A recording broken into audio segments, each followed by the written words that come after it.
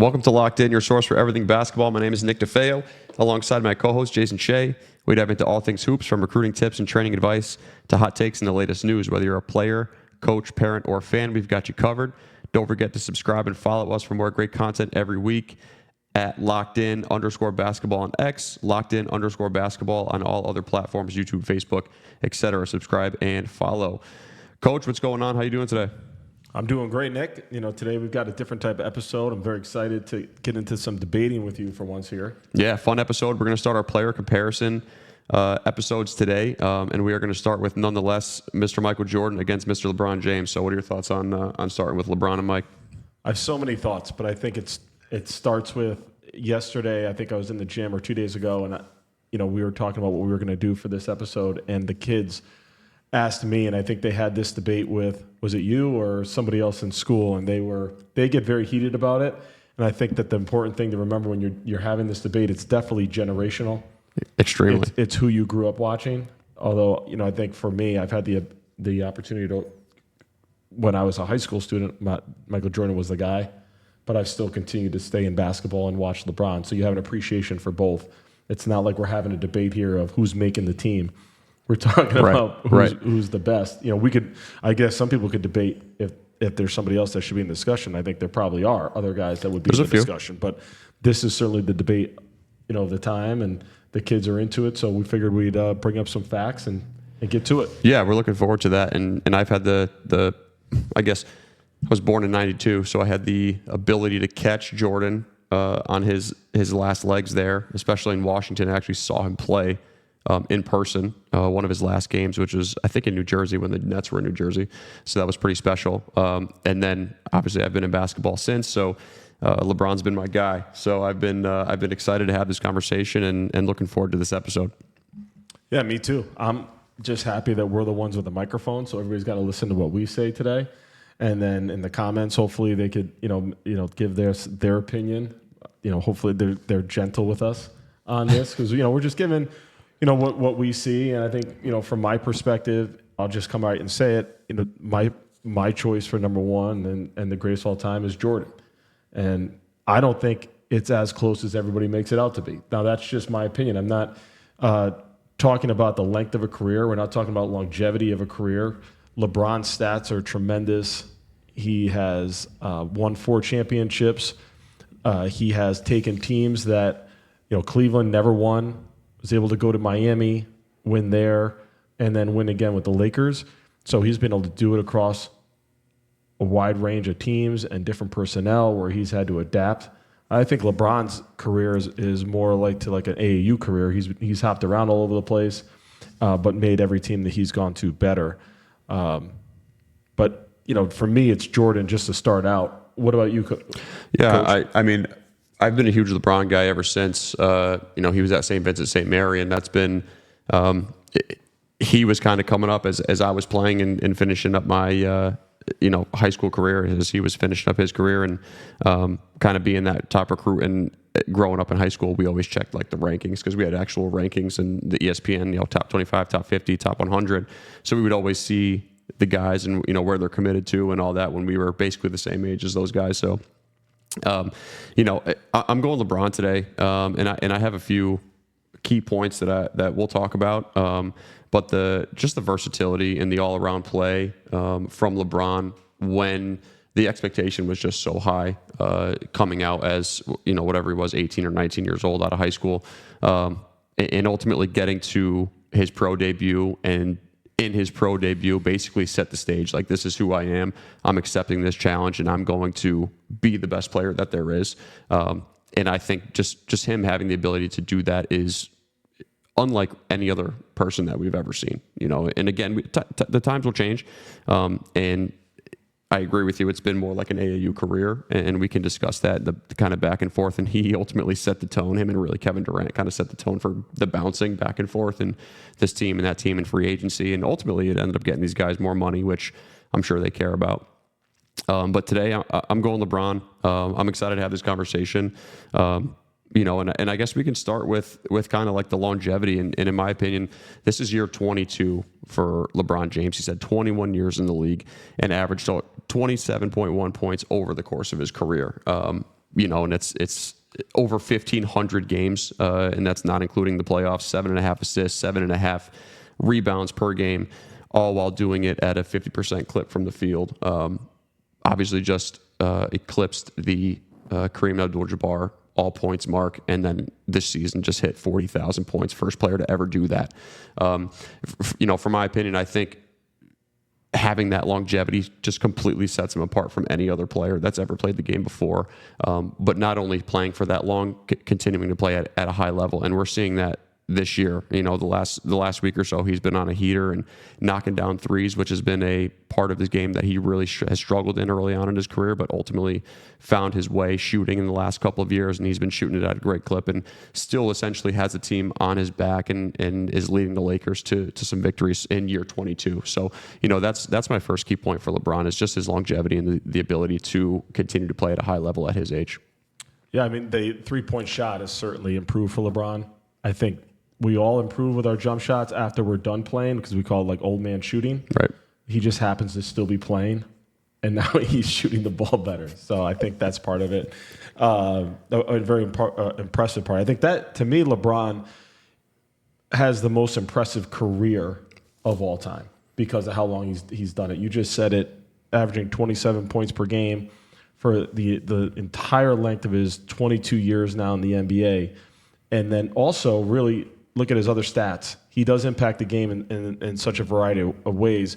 I don't have him in front of me, but he's got to be top 5 in other stat categories. Probably, if I had to just throw it out there, it'd have to be like rebounds and assists.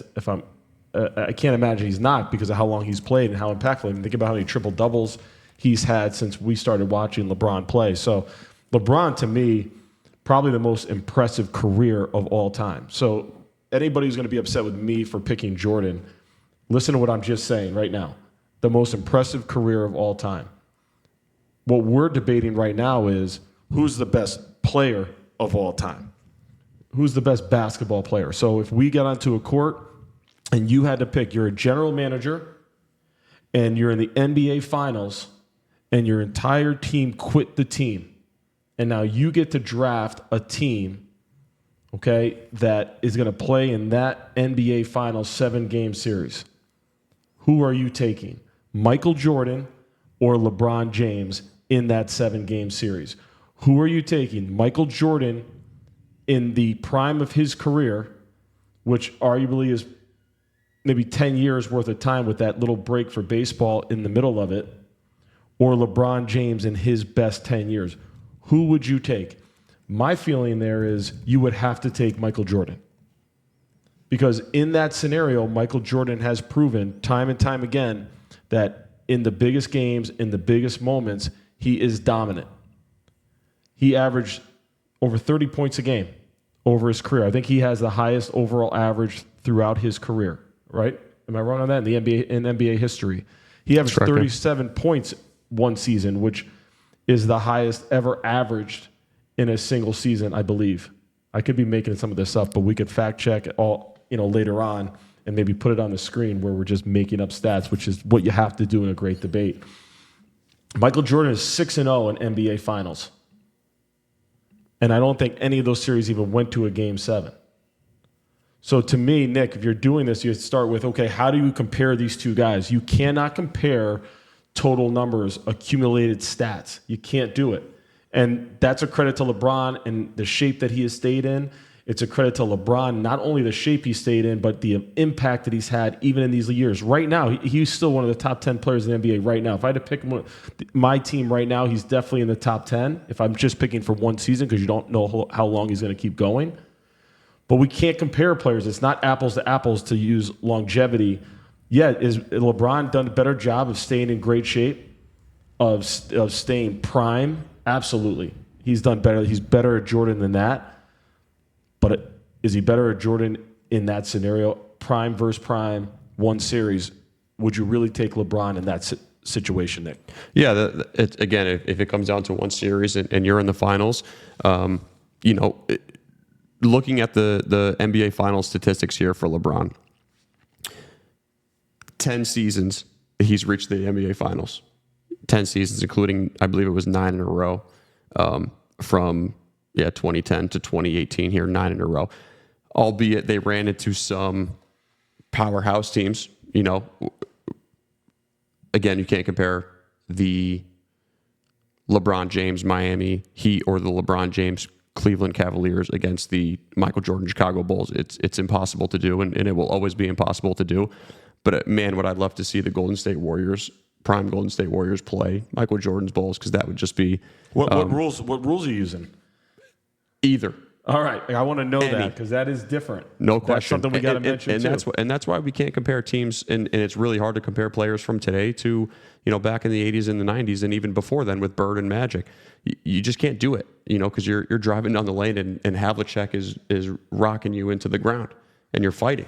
That's just something that happened, and that was a part of the game at that point. And I forget who it was, but someone just came out recently and said that they should allow 2 minutes of fighting in NBA games, which is hilarious. But turn it into like a hockey situation. Yeah, just let them fight for 2 minutes and then get back to playing, which is nuts. But anyway, back to this. You can't compare teams, but LeBron going to 9 straight NBA Finals and 10 overall, it has been nothing short of amazing. Where's the points per game here? Here we go. 22, 18, 29, 25, 28, 36, 30, 34, 34, and 30. And I believe he was the first player to ever average a triple-double in the NBA Finals, which was in 2016-2017 when his Cleveland Cavaliers ended up beating that was the year prior, but he averaged 33.6 points per game, 12 rebounds per game, and 10 assists per game, which is just ridiculous. So if we're talking, I need one player to create a team to start in the NBA Finals, and I'm looking at the finals performances from all time, I think that's got to be the greatest finals performance ever. You're averaging 34 points a game, 12 rebounds, and 10 assists. And you're shooting it at a 50.5% clip. I don't think it really gets any better than that, regardless of who you put around him. And we're talking that team where J.R. Smith and Tristan Thompson, Kyle Korver, if I'm not mistaken. So he had some guys who were. And on any other team shouldn't have been there, in my opinion. But he ultimately had the team on his back and led them to a win against the Warriors in that year when they set the record for most all-time wins, all while doing this, averaging a triple-double. I think all fair points and great performances, but I would point out just a couple things on LeBron where I would say there's a difference between, again, accumulating stats and winning basketball games. One, if you look at the end of games, Jordan's ability to finish off games on the perimeter with his mid-range shot, the best mid-range shot in the history of the game, and his ability to hit it in key moments, nobody has ever been able to do the same thing. Nobody's been able to replicate that. I think sometimes you watch some of those NBA Finals when the game got tight, just eye test, LeBron definitely was still trying to get to the basket. He was very similar to Giannis in some of those games where he just had to use his physicality and try to get closer to the basket in order to be effective. And he was effective. But when you get into the last 5 or 6 possessions of a game, you got to have somebody who has the ability to just rise up and knock down shots. Not that he never knocked down shots. I'm just pointing out that I think Jordan did that so consistently, and it made him more dangerous because he could score in any single way in a big spot, and he did do that. Defensively, I don't think it's even a comparison between Jordan and LeBron. And you think about how you win NBA Finals, how you win playoff games.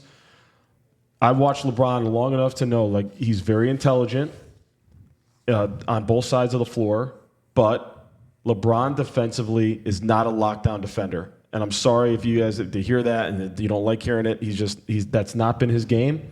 He hasn't been a lockdown defender. Jordan routinely guarded other teams' best players in the biggest series. Jordan was on the all-defensive team almost every single year of his career. Jordan was the NBA Defensive Player of the Year. LeBron has never done those things. So Jordan, as prolific a scorer he is, and we talk about it, with AAU all the time, and kids, don't just be one-dimensional, don't just be a scorer. This guy was the best offensive player in the NBA and the best defensive player in the NBA at the same time. So I think when you look at that, that speaks volumes to just being an overall impactful player, and as impactful as you can be. I'll get back. I'll let you go next, but I'll get onto the teammates next. And then I do want to say just one thing on the rules, Nick, and you know, we could talk about the rules, but 2004, the hand check rule went into place. Jordan's done for the most part. You can't hand check on the perimeter. Defensive 3 seconds is put into play in the NBA. So now you can't camp out a center in the middle. The game opened up, completely changed. And that's also has to be said when it comes to like Jordan's era. If you look at what they had to go through, you know, in terms of, you know, defensively getting crushed. Watch those old documentaries of the Pistons. I mean, it was just flat out violent. Watch guys clotheslining guys on breakaways. It was really tough out there for those guys. So I think that also has to be said in terms of what would Jordan have been like in this era of basketball, not being allowed to hand check him. I just don't even think he'd be guardable. I think 37 would be an afterthought per game for his entire career. Yeah, I'm going to start with the defensive thing. And this is one gripe that I've always had for LeBron James. And again, I'm a huge LeBron fan. I've always been a LeBron fan and always will be a LeBron fan. The one thing I think that he doesn't get enough credit for is his basketball IQ. He is more or less the smartest man in the NBA, more or less the smartest player in the NBA, and has been for the last couple of years, plus or minus maybe a few guys like a Chris Paul type of player. He's definitely up there, you know, absolutely. But he is. But he's one of those guys. And the one thing I think LeBron could have done a little bit better is the fact that he could have guarded another player or tried to shut another player down in some of his bigger moments.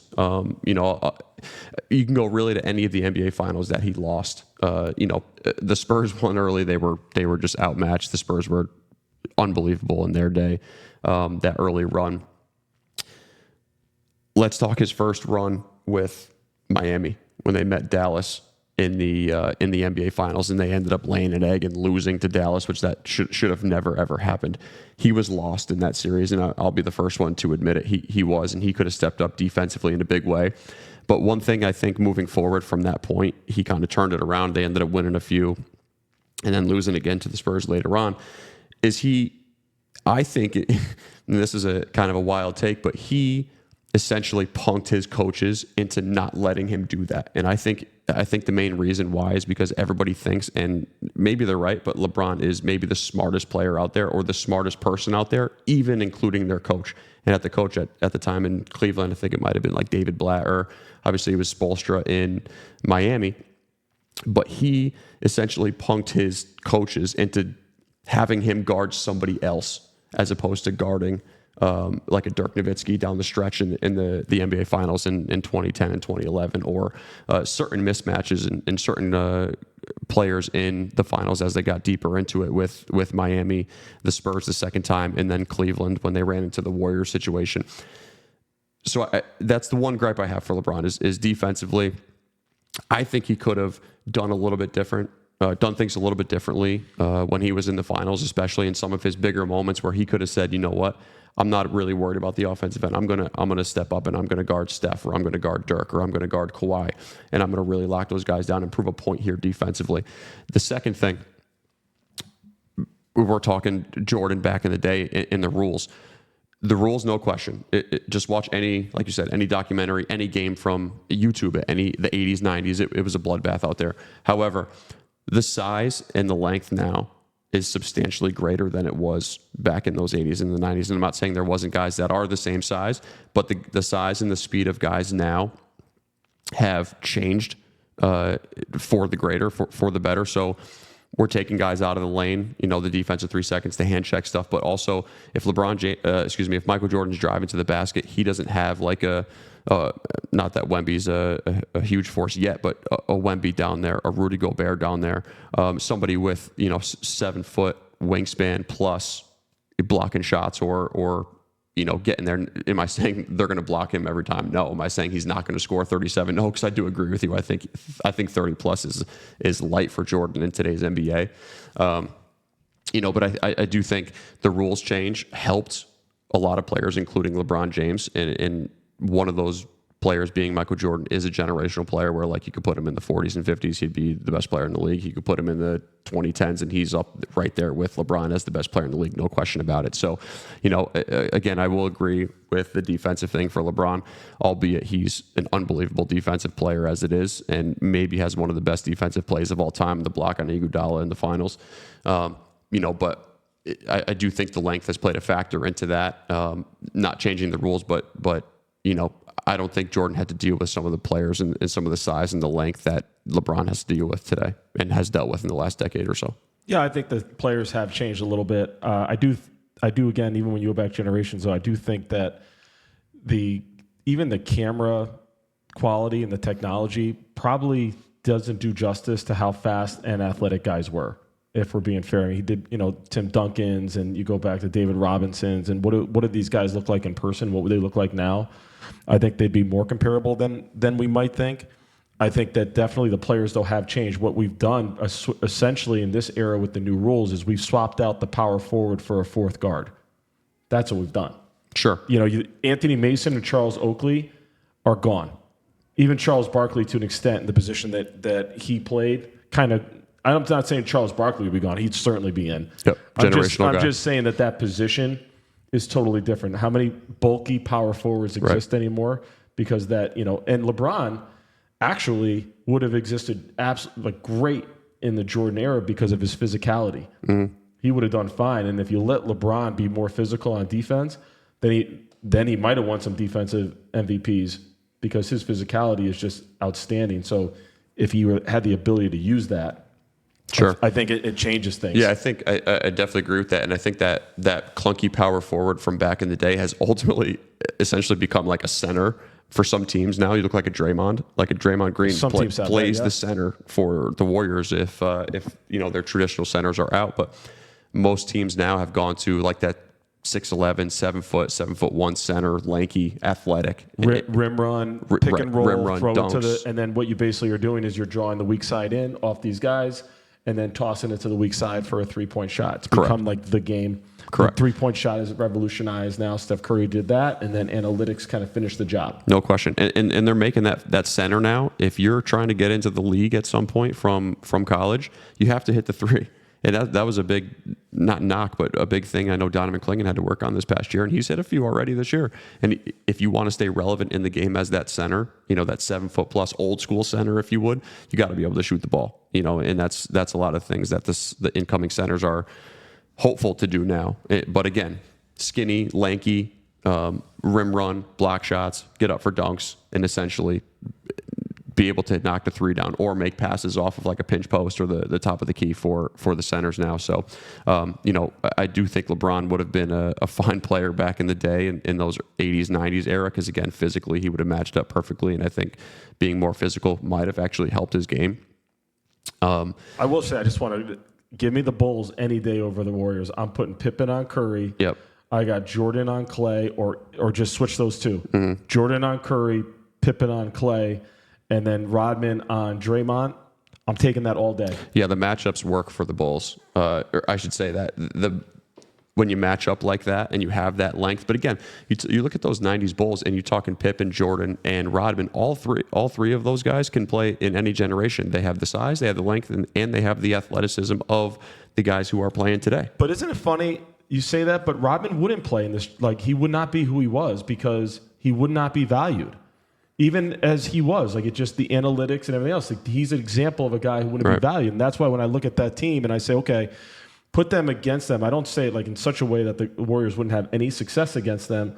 I just say it in a way that Jordan's going to keep knocking down threes, like, just every single, or the twos, pull-up jump shots, constantly getting to the basket. He's going to get fouled in today's era. Pippen's going to get to the basket. Neither one could really shoot the three that great if you look at their career numbers. Then you put in a Steve Kerr or a John Paxson, who was like their special three-point shooter they have on the wing there. Mm-hmm. Very different. Rodman couldn't shoot it.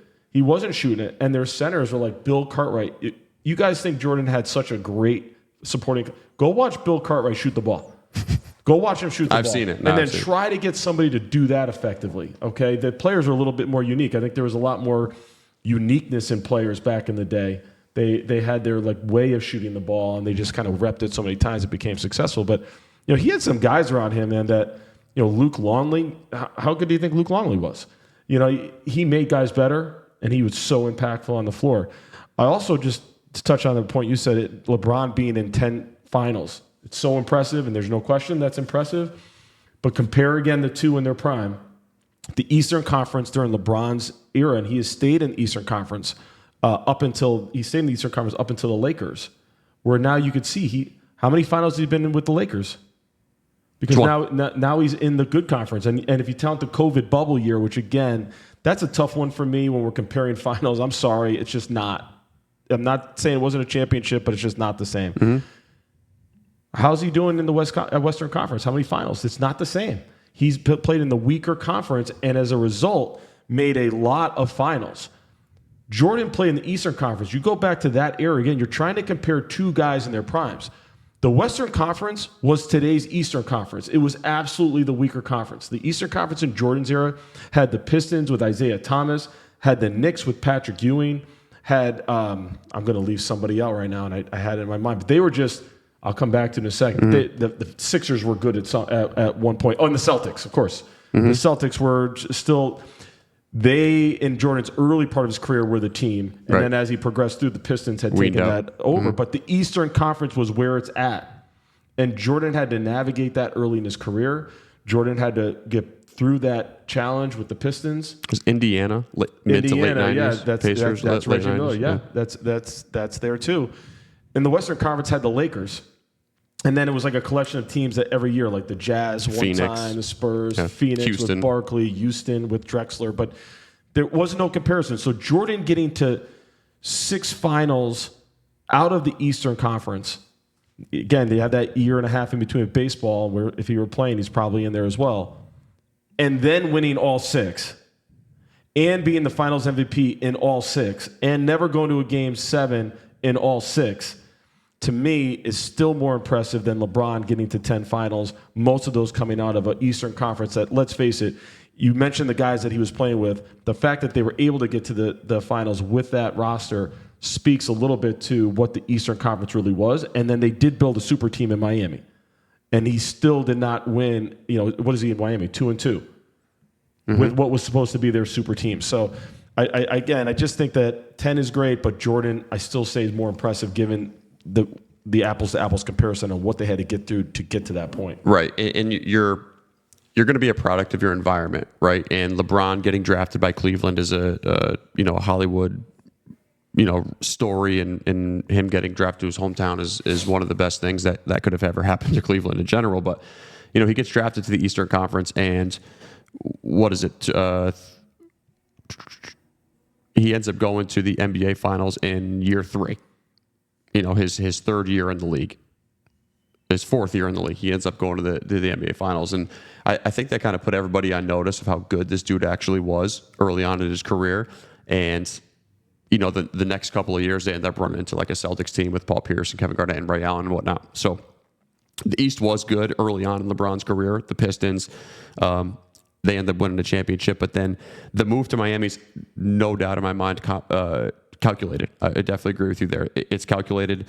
We're going to create a super team in the East. The East is probably still the lesser conference at that point, but we're going to create that super team in the East and make sure that we kind of run this conference. And then when they made that super team, they had the run for 4 in a row. They laid the duck to Dallas. They win 2 in a row.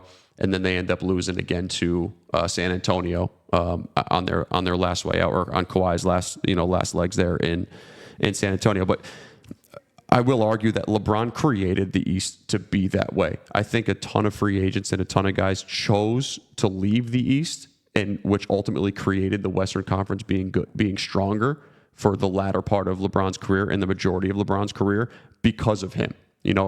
I will argue that is why the Western Conference is the way it is. And again, LeBron being drafted to the East, first couple of years, he obviously recognized that the East is probably his best chance to continue to get to finals. And I think for LeBron, it was, let's get to as many finals as I could possibly get to see if I can catch 6.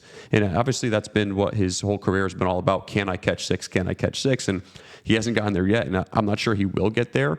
They have a great team this year, and moving forward, who knows what happens with free agency and him moving teams and all the other players moving teams. But in my opinion, he ultimately created the Eastern Conference to be the weaker one because nobody wanted to face him. And I think their best chance of coming out to or getting to the NBA Finals and winning a championship was by joining a team in the West. Ultimately, KD ended up staying in the West from OKC, going to Golden State. Didn't want to go to the East. Giannis was one in the East. Kawhi ended up coming to Toronto for a second. But then went back to LA. So again, I think a ton of guys, when they had their free agency moment, switched from East to West. And LeBron ended up creating that powerhouse wherever he was in the Eastern Conference and being the ones that made it to the NBA Finals every year because nobody else wanted to deal with it. Yeah, I think you're also touching on a reason why a lot of people in my generation also would use that as an argument for Jordan. Because LeBron also did create this new environment and this new super team thought or process or game plan to win championships. Mm-hmm. And you said he got close in Cleveland, but then he bailed and he went to Miami. I don't care. I don't fault anybody for going anywhere they want to go to. I'm just saying that, again, you're comparing legacies. You're comparing these guys in their primes. Jordan got close. Real close. Coming out of the East, you knew if you came out of the East, you had such a great chance to win. When the Pistons beat him 2 years in a row, they won the NBA championship 2 years in a row. You knew if you got out of the East, you were a favorite to win. Jordan could have, I guess, looked around and said, where can I go to beat these guys? And he didn't do that. And that's, maybe there wasn't the opportunity, maybe the rules were different. But I think when you're comparing, people in my generation look at that and say, Jordan toughed it out.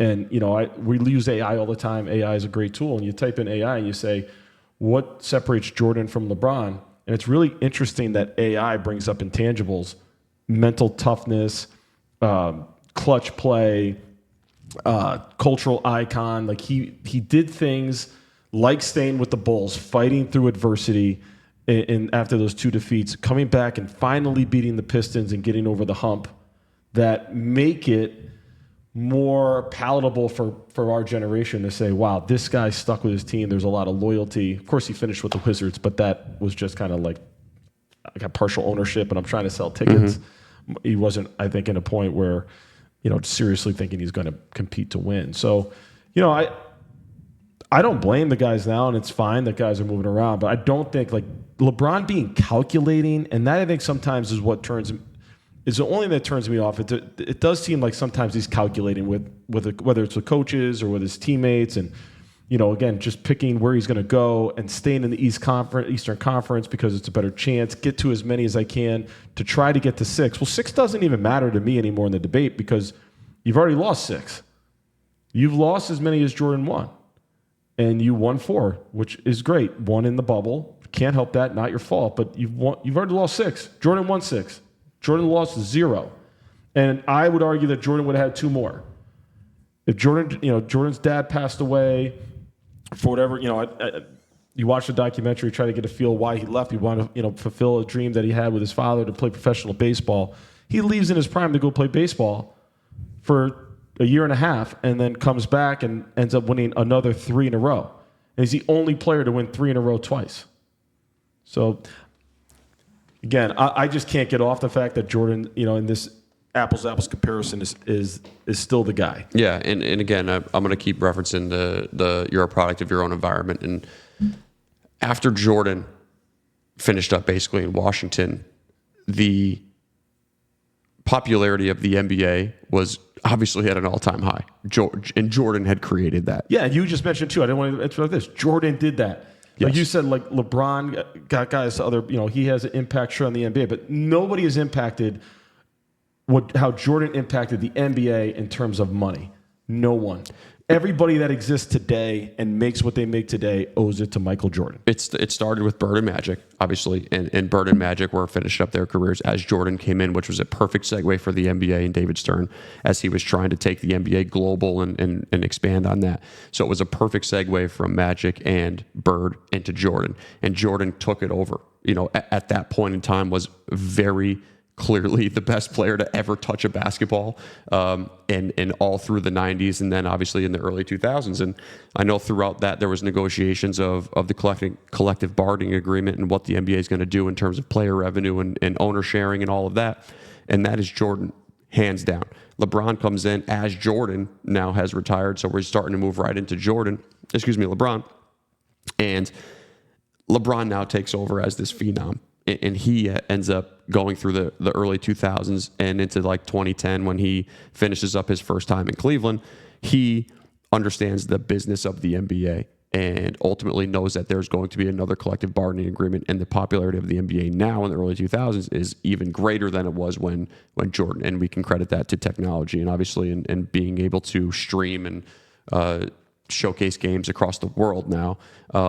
And then anything after 2010 was a straight up business decision. And again, I understand that the different generations are going to cringe at LeBron, and I totally get that. But you're only a product of your environment, and LeBron understood and had the smarts to understand that this is a business. And if he were to continue to, let's say, stay with Cleveland, he's essentially losing money by whatever, ticket sales, jersey sales. He could have, and by going to Miami, he ultimately creates the super team, which again lifts the NBA to new heights. And then ultimately Kevin Durant does the same thing. And now you're having super teams. And then the interest of the NBA continues to grow and continues to grow. And I think early on, and players making what they made in the early 2000s and into the 2010s was Jordan, no doubt. And I think now that we're past 2020 and as we continue to go through, I think that's going to be mostly LeBron, and guys are making $60 million a year at this point. And I think LeBron had that understanding of the collective bargaining agreement and ultimately what it means for players and player safety and salary-wise as they continue with their careers. Again, LeBron is very good at calculating things, but I don't give a shit. Like, to me, I just don't care. Like, you said Jordan, Bird Magic. What made Bird Magic great? Rivalry. Mm-hmm. They weren't nice to each other. Eventually they were nice to each other, but that's not what they were. They were true rivals on the court. They were absolute, they probably hated each other on the court, and fans loved that. They loved it. That's what you want to watch. Jordan and Isaiah Thomas on the court. Jordan against Bill Laimbeer, Scottie Pippen, these guys. They wanted to kill each other on the court. They were rivals. They didn't lose a game, and Isaiah didn't go and sign with the Bulls. Or vice versa. Jordan didn't go sign with the Pistons. I don't care what anybody says. That's the only thing that's missing. Now, it's coming back a little bit. I'm starting to see it. It gets me interested a little bit more again. But I do think there was a risk there when guys, do you want to be beloved by fans? All fans. The younger generation has followed suit. AAU switching teams, high school switching teams all the time. I think it's followed their leaders in the NBA. They have followed their leaders. I don't think there's any doubt that the culture has followed LeBron's lead and then Durant's lead. Okay. I guess I understand the calculating part of it and the money part of it, but it's still not the same. I don't care what anybody says. It's not the same. Kevin Durant going to join the Warriors after losing to the Warriors. I love Kevin Durant. I think if I had to pick a team, and I know this is going to be crazy, and I'm not saying he's better than LeBron, but I'm picking Kevin Durant over LeBron. I'm just picking him. I think he's next to Jordan, when a guy, and more than Jordan, the way he shoots a three. The fact that he shoots a three the way he shoots it at his size and the mid-range game, he's a better shooter than Jordan. I don't know if he's quite a better scorer all the way around, but he might be. He's definitely just right there with him. And I think he's a really good defender, too. Undervalued as a defender. Mm-hmm. But I'm still saying that him joining that team diminished him a little bit in my eyes. And then moving around, you lost the idea of a team. The Celtics are doing it. It feels like a team that's built from the ground up. It feels like a team that's sticking together. There's a true connection with the city. Jaylen Brown, Jason Tatum together, going through disappointments, after disappointment early in their career because they were young players and had to learn, and then finally breaking through and winning. That feels more authentic to me. Now, again, that just might be my generation. Fine, then I'm going to start chopping F-bombs. But, I'm just an old guy, I guess. But I love that stuff because it aligns with my values of team, of working through adversity, working through tough times, figuring it out. And that's marketable too. And I do think there was a risk of not being marketable, what LeBron did. And again, they do benefit from social media. They do benefit from a younger generation who's into that and okay with it. But they might have lost some of the NBA traditional fans early on with jumping teams. Sure. Yeah, no, I don't disagree with that. But again, you're only a product of what's in front of you. And LeBron being as smart as he was coming up through the early 2000s, knowing when the CBAs were up, and knowing when he could capitalize on his finances, but not just his finances, the finances of the whole entire league. And again, this has nothing to do with the finals, obviously, but he was a major part in that, in boosting up that for not only the players of his generation, but the future ones, the ones that are just coming into the league and becoming stars now, whether it's SGA, Trae Young, all these guys, Anthony Edwards that are coming into the league now. That's something that I love Anthony Edwards. Same. I love him. Yeah, I love it. Oh, by the way, I just I don't want to cut you off. I know we're getting towards the end. Yeah. I'll just say one more time, but I also know that LeBron understands legacy. He is smart. Cleveland was a harder situation. Miami was an easier one. And that is part of LeBron's legacy. He is finding the easier path to championships. You cannot argue that. He finds the easier path to championships. And even last year, was it last year they lost to Denver? Last 2 years they lost to Denver? Mm-hmm. Jokic is too good. Like, you got Anthony Davis. And you're LeBron. Go win the series. Go win the series. Mm-hmm. That's how I feel on that. But again, I still love watching LeBron play. I love the way he facilitates. I love his intelligence. I do think he makes guys better around him. I think that he is absolutely one of the top 5 players of all time, probably number 2 because longevity does matter. The fact that he is the all-time leading scorer, that he is top 5 in all these categories, and the fact that he's still playing at this level at his age and his career and still a top 10 NBA player in a more athletic NBA, which I agree with, is unbelievable. And I do love watching him play. So it's coming across because we're debating. This is my Michael Jordan fan coming out. But all these guys are amazing today. Guys like Anthony Edwards and Steph Curry is probably the greatest shooter of all time. Yep. Without a doubt. Yep. So we're going to do more player comparisons. Maybe I'll get on the side of the modern day guy. This was great, man. This was great. And I'm built similar to you, where I'm going to dig my feet in and try to be with a team or with a program and try to win with that program. And obviously LeBron made the calculated jump to Miami. And I think it was ultimately to get the monkey off his back. Like, listen, I need to win a championship and I need to win it now. Because if I don't win one now, then I'm never catching Jordan, I think is what the decision that he made was. And joining Miami and having Dwayne Wade down there and ultimately bringing Chris Bosh and Ray Allen was part of that, that plan to win a championship as soon as possible. And I think going back to Cleveland and him winning the one with Cleveland against the Warriors, being down 3-1, the way he did it, the team that they had, the 73 wins, I think that ultimately vaulted him up into an equal category with Michael Jordan. And that's just something that I personally believe. But then going to LA and obviously winning the bubble in LA, winning the championship in the bubble in LA was kind of cherry on top for LeBron. And I think at this point we're at a point where we're just happy to keep seeing him play. If he were to knock another one off, I know they have a good team this year and a couple good young players that can make a difference. If they go win one this year and he gets to 5, he gets to 6 eventually. If he plays a couple more years, I don't think he does, but maybe 1 or 2 more years he knocks one off and gets 5. Hey, that would just be, again, more cherry on top for LeBron. But it's been special really watching this guy play. And I love Michael Jordan. We talked about this before we even started it. I love MJ. Again, I'm built from the same cloth that MJ is, where if I get drafted by a team, I want to win as many championships with that team.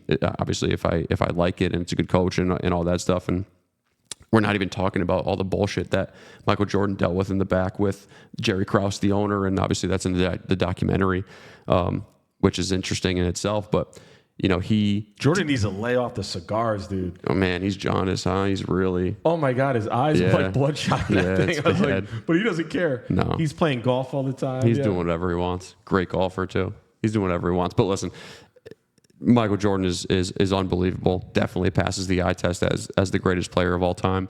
Just another fun debate for us. And if anybody has any